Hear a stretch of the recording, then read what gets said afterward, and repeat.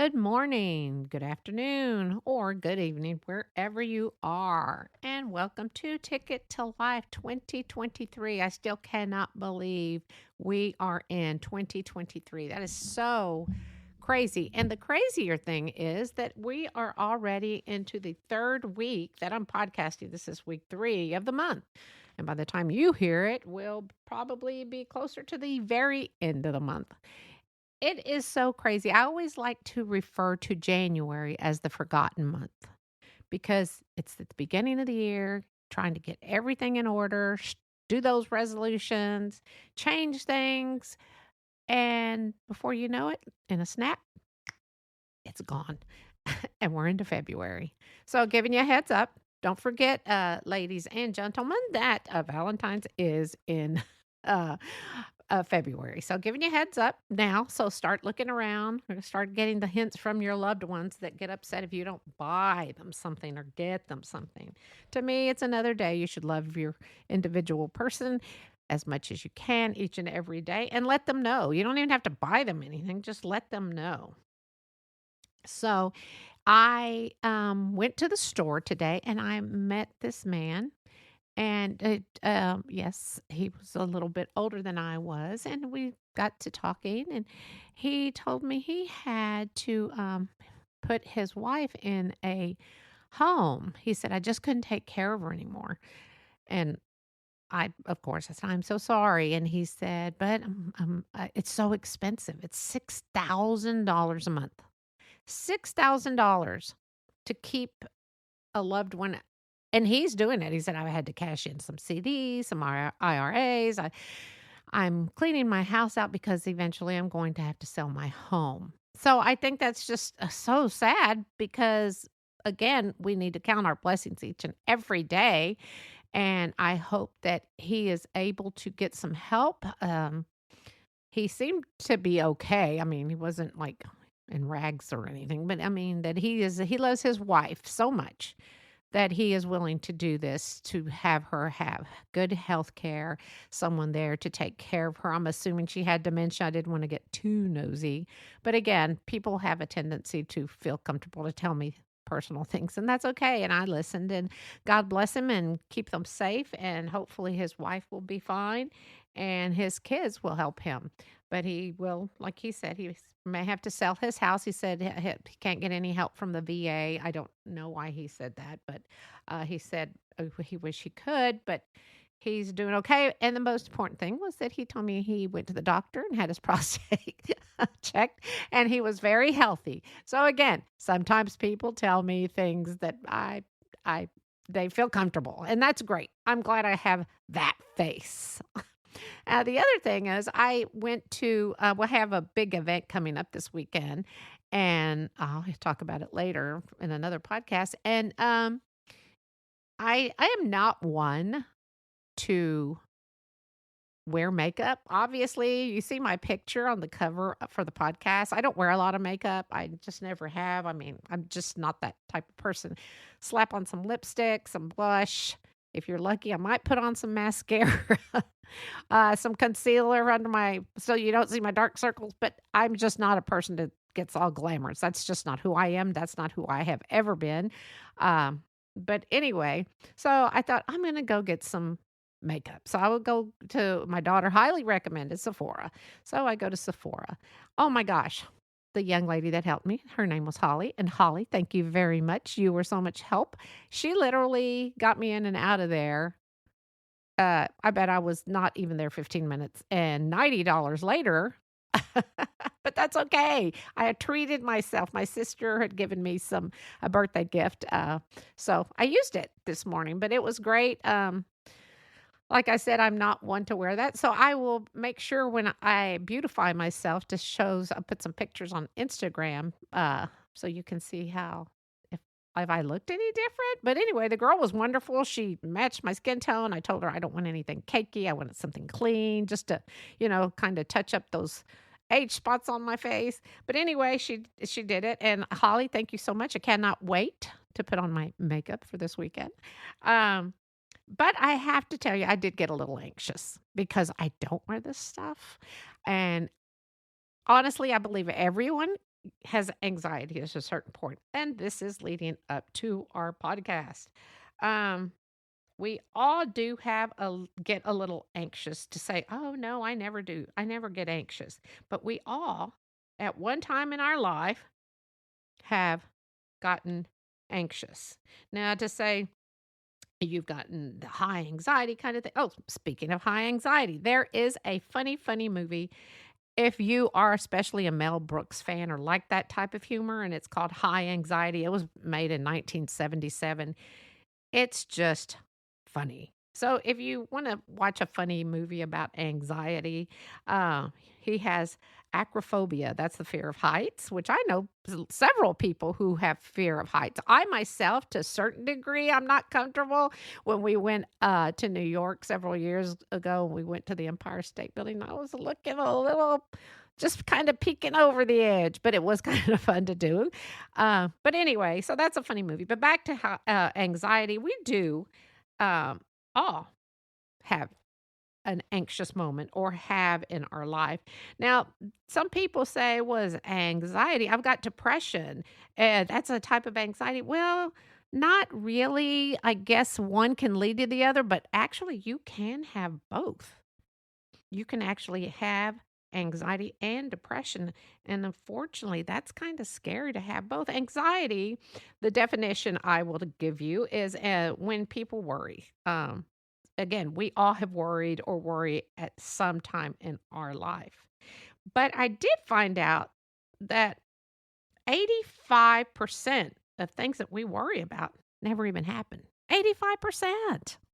Now that's crazy because there are people who just continuously worry, worry, worry, worry. And that's, I guess, their nature. I mean, I do to say I worry. I really don't worry about things because I always know that it's out of my hands. May get a little concerned about something, but to sit there and not worry, I don't. I'm sure I do. I just maybe I'm in denial. But and depression. Depression is for people that you may know they're just always sad. Negativity is always with people who are depressed, and some with anxiety. And negativity is basically their best friend because in their mind, they're just sad. Nothing can go right. It's sad for them, and they just have a very sad life. But the good thing is there is always help for anxiety and depression. So there is light at the end of the tunnel. Um, Anxiety kind of is intense, and it can be excessive for some people who worry. They fear about everyday situations. Like, oh, if I get out of bed, I might hurt myself. Oh my gosh, what if I hurt myself when I step out of bed wrong? And that sounds crazy, but it's true. There are people that are that anxious about stuff like that. If I step out that front door, and I'm going to share a story about someone in a little bit, and some people get stomach problems, they get headaches, and it's really sad to know that something like that can really make you feel sick. Public speaking, now, I am not a real person to, I mean, no one's ever asked me to speak in public.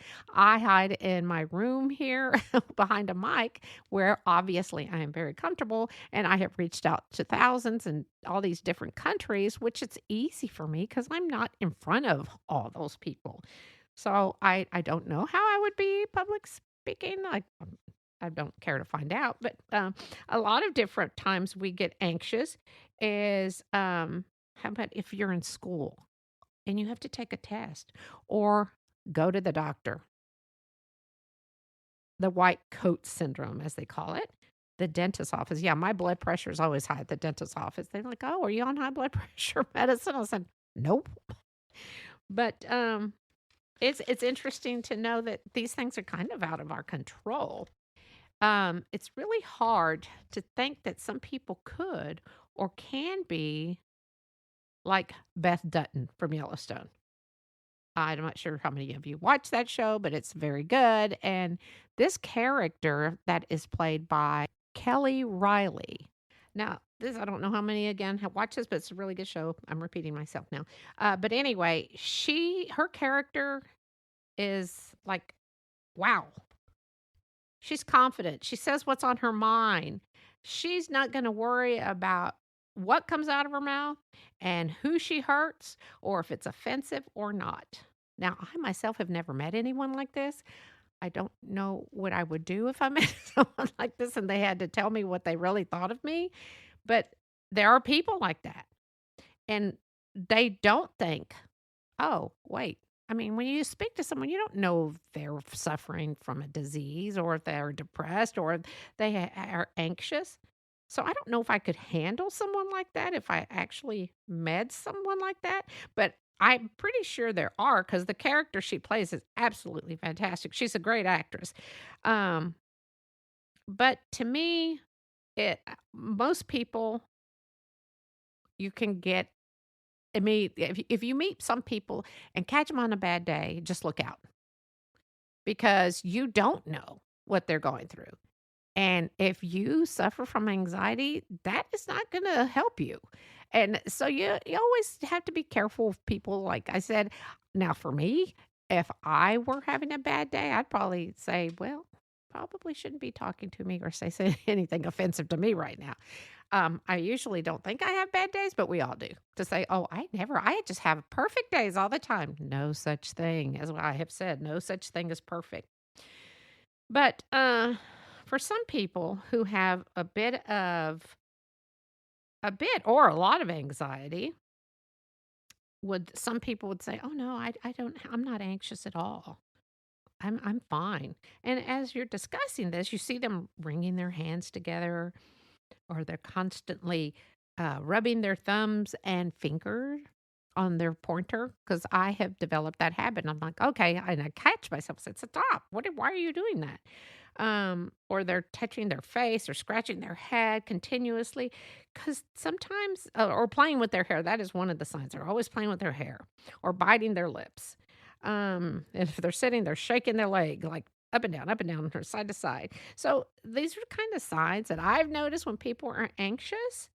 And but yet people think, "Oh, I'm never anxious." But again, guess what? It's okay if you are anxious cuz everyone needs to know it's okay. But unfortunately, we can worry about so many things in life and like I said, school, home life, social life, your lover, your cheater, the person you're cheating with. We can worry about all this, and it can make some of us sick. Literally, anxiety can make you feel sick. Like I said, you can get headaches and stomach aches, but yet you can control that. Now, there is a method, and I have tried it before, and it's called the 5-5-5. Again, I'm not a doctor. I'm not a therapist. I'm just Henry, and these are all my opinions. This 5-5-5 method, it's to help you with your anxiety. So what you do is you breathe in and count to 5. 1, 2, 3, 4, 5. Hold it for 5, and then you let it out for 5. 1, 2, 3, 4, 5. So it's a kind of a breathing technique, and you do this for a little bit. Now, don't overdo it and get lightheaded and pass out, but you can continue and you can literally feel as though it helps you. So it's counting to 5 and taking a deep breath. Now, of course, I'm talking, so you hold it for 5. 1, 2, 3, 4, 5, and you release it. 1, 2, 3, 4, 5. And you know what? If someone asks you what you're doing because they see you doing it, it's none of their business what you're doing. Hold your finger up and say, I will get with you later. Because that mind your own business, people. But if that's something that can help you, hey, go to the bathroom stall and do the 5-5-5 and see if that kind of helps you with your anxiousness. So again, as anxiety can attack all of us. Again, I was a little anxious getting makeup, something that simple. I wasn't like pacing the floor or rocking back and forth in a corner in a dark room, but I was like, oh gosh, I don't know. I'm not used to doing this kind of thing. So that's not like, oh, my husband needs to go and lock me away in a dungeon or anything, but it's just, I knew it. I knew it. And I'm pretty calm and cool. People don't know when I'm nervous or anything. But then after it's over, it's that deep release. So, a lot of people could have anxiety because of their past, unfortunately. Something could have happened to them when they were young, when they were little kids, teenagers. Gosh, of course, we've talked about teens and how teens, unfortunately, go through a lot more now than I really believe, where they're faced with a lot. And adulthood and even seniors. Seniors are so uh, I've got a podcast on scammers. People who has scammed these poor elderly, people, which is just a crime in itself. But so many people learn not to trust, learn not to talk. And here is my story, and it has nothing to do about seniors or scammers, but this is a story about a woman who is a friend of a friend of a friend, because the names have been changed to protect the innocent. And her name is Lupe, or Lupe. Lupe. And she was married to this great guy named Charlie, or is married. They're still married. So Charlie and Lupe have a great marriage. And she had this great job, good 6-figure job. He has a great job. Well, they start a family. Well, she decides, I need to stay home. I need to be here for. They had a set of twins. I need to be home for my kids. So great. She quits the job and stays home to be a stay-at-home mom. Hardest job in the universe, people. That's my opinion, but I think my opinion counts. So Lupe started to get a little anxious because she was always home. She's not used to being home. She's around people, friends, that kind of scheduled at 9 to 5 thing. So she's at home and she's choosing to be home. And she started to worry about her babies, everything, everything. And she decides that she's not going to allow her babies to go anywhere in this big, bad world. Although she was out in this big, bad world. And perhaps that's why she chose this. So she started ordering all her groceries online, shopped online. Sound familiar? Because that sounds like my house, but I do go out every so often. Um, but this is where the anxiety started to come in, and her husband saw it. So Charlie thought, you know what, we need to get away. The kids are almost a year old and we haven't gone anywhere. Now, I'm not going to lie. I did that the first year my son being born. I didn't go anywhere. My mom got on to me, but she broke me real quick. And so we started having a life again. Thank God. Thank you, Mom. Anyway, so Charlie thought, okay, something's going on. So he decides he plans a getaway, a weekend getaway. How many women would not love for your husband or your spouse or your partner to plan a getaway complete with a babysitter? Yeah, that you didn't have to worry about it. But guess what? She did worry. He came home, said, guess what? We're going away for the weekend. And she goes, wait, what? All of us? No, no, no, no, no. Just you and I. Well, what about the babies? Well, they're going to be fine. I got your mom. Now, this is her mom. I got your mom, and she's going to come and take care of them. Why? Why do you want to go out of town? He says, because we need this. We need this because we haven't been alone since the babies were born. Well, Charlie said she started literally almost hyperventilating, crying. She goes, we can't. No, no, no, no. I know it's my mom, but no, we cannot leave. We cannot leave our babies here. And that's when the little light went off, and Charlie thought, okay. She goes, you've got to cancel, which he did. He canceled the trip. But that weekend that they were supposed to be, I don't know, some cabin out in the wilderness somewhere, someplace romantic, just the two of them, he started talking to her more about it. And then they both realized she needed to go to the doctor. So he said, let's make you an appointment. You will go to the doctor and I will watch the kids. And like I said, their kids are almost a year old at this point. I mean, she did take them out for checkups, or if they got sick, she would take them to the doctor. She just literally stayed home. So all her symptoms for the anxiousness was everything that I mentioned earlier. She would get headaches. She would get stomach aches. She just didn't feel good. Sometimes she just wouldn't sleep. So her husband, they got her an appointment. She went to the doctor and they started her on psychotherapy. And the doctor said, if this doesn't work, we can always try medication medicine. But she didn't really want to try that. Well, lo and behold, it's called a CBT, cognitive behavior therapy. And it's supposed to really help with, well, which it did, help with certain skills to improve a person's symptoms. And eventually they're able to go back to normal life and activities. And of course, I'm sure she was still a little cautious for some things, or is.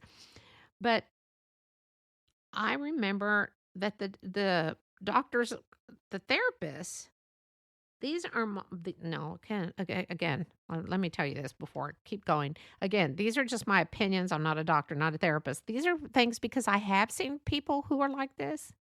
And these therapists, these doctors are there to help you. I've done a lot of research to be able to tell you what I'm telling you. And if it's wrong, you can blame Google it because that's where I look up for everything. But anyway, eventually Lupe is back. This is the end of the story, and it's a happy ending. She's back to being in social groups, and her kids have friends, and her marriage is good. And they've even gone out of town a couple of times without the children. And she's thinking of going back to work part time. So that is such a blessing. So, for those of you who think you could be suffering from anxiety of some sort, go talk to your doctor. They'll be able to help you. They may just say these are normal worries that you have. But most importantly, don't be ashamed. If you think you could have that, if any type of anxiety or depression, go talk to your doctor and do not be embarrassed. Now, a panic attack, like I said, could occur from really bad anxiety. I had a anxiety attack when I was in my 20s. And I swore. I mean, I started breathing hard, that kind of thing. And I'm not making fun. That's really what I sounded like. And I swore I would never, ever let that happen again. Why? Because it was about a guy. It was about my ex-husband. So I was, thinking, oh, my life is over. I can't live without him. Let's see. 45 years later, I am still alive and happier than ever. So I just need for everyone to know that there is help out there for you. And there's no need for you to continuously put it on the back burner because it's about you. You matter. Choose happy because you deserve to be happy. Do you know if you've ever met anyone that was anxious? I met a woman once and they had told me, well, this person's going to be here. And just to let you know, she's not rude. She gets very anxious with new groups. Oh my gosh, this poor little thing. She was just shaking like a leaf. Her little hands were shaking. And I was like, okay, So I approached her. Hi, I'm Henry, blah, blah, blah, blah, blah. And then I started asking her just simple questions like, oh, where were you raised? Where were you born? The more I got talking to her, and she was talking on one of the best subjects we all know, and that's talking about yourself, where you feel comfortable, but don't overdo it at first meetings because sometimes first meetings you only have that one chance. So just remember, make that person feel a little bit more comfortable. And I do have something special here, and this I'm looking for it. Okay. Um, oh, there is a National Alliance Mental Illness Helpline. Now, when you hear mental illness, that doesn't mean that you're cuckoo. Okay? I'm sure we all have some sort of mental illness. We all have some sort of anxiety. We all come from a dysfunctional family because no family is perfect. And that number for this is 1-800-950-6264. I'm going to put that in the description. When you open the podcast, there's always a description of what the podcast is about. And I will make sure to include this number because it will help you feel better. It just will. It will feel better to talk to someone on the phone that you don't know. Give them a little information, and then maybe they can guide you. I'm hoping that they can guide you if you feel as though you do have a little bit of anxiety. Um, so one more thing, and then I will end this podcast. If you ever sit, now this is the true side of what I'm really like, and I hope I don't lose any of my listeners. But if you ever sit on a plane by a man or a woman, mine on this instance was a man, and they are constantly, literally shaking their leg up and down, shaking, putting their hands, and their hands are just moving, and they're looking up and down and constantly looking out the window. More than likely, they are a little anxious. And I hate to say that it's bothersome because I love to fly, and I do love to fly. But to see that, it's like it kind of starts making me a little anxious. It's like, why are they moving so much? Why are they? So anyway, so this man next to me, if this should ever happen, if you have the guts to say it, you can, but if you don't, don't. I did not have the guts. I just did the latter part, but he kept shaking, and he goes, "Why are you so calm?" And I said, "Well, I like to fly." And he goes, "Oh my gosh, I'm always just so scared." I'm like, "Okay, obviously you are." What I wanted to say was, do you know that you're more likely to die in a car crash? 1 to 101. You are 1 in 101 chance that you will die. Out of 1 in 101 people, you could die in a car crash. But we're not in a car, are we? But if you're on a plane, you're 1 in 11 million that can die in a plane crash. I wish I could have said that, but that probably would have made him more nervous. He goes, "What if I'm the one?" No, I don't know. But I wish I could have said that, but I didn't. I just looked at him and I said, "Well, it'll be fine. I like to fly. I've never had any problems." I ordered a drink. I put my headphones on and closed my eyes. And I know that sounds mean, but no thanks. I don't want anyone to ruin something I enjoy and I know it's rude, but that's who I am. I would never be mean to that person because I know they're having difficulties with this flight, but I just can't. I'm a very patient, calm person, but at that point, when I'm wanting to enjoy a flight, I mean, I go to sleep immediately. I mean, we're not even off the runway. Ask my husband, and I'm out. I take my good naps and gone. But you know how close the seats are because no, we don't ever fly first class. But when you are in business, you have a little bit more room, but you can feel everything that person is doing next to you. So if you are anxious about flying, talk to your doctor. They can give you something to help calm you down. There is a little patch that I've worn on a cruise, and I'll have to look it up, but it's a little patch you put behind your ear, and it helps you relieve any stress, kind of calm. But anyway, I love people, and I love people that are even anxious on a flight. I just don't want them to ruin my flight. So this is Henry, and don't forget the 555. That's what I should have told him, but I didn't know about it then. 5 breaths in, hold to the count of 5, release, 5 breaths out. I mean, you could go and count to 5. So anyway, this is Henry. Thank you for listening, and I hope you have a great next 24 hours. Go find your blessings, and know that I love you, the listener, who puts up with me weekly. And don't forget to pray for Ukraine. Pray for peace in the world. Until later, ta-ta.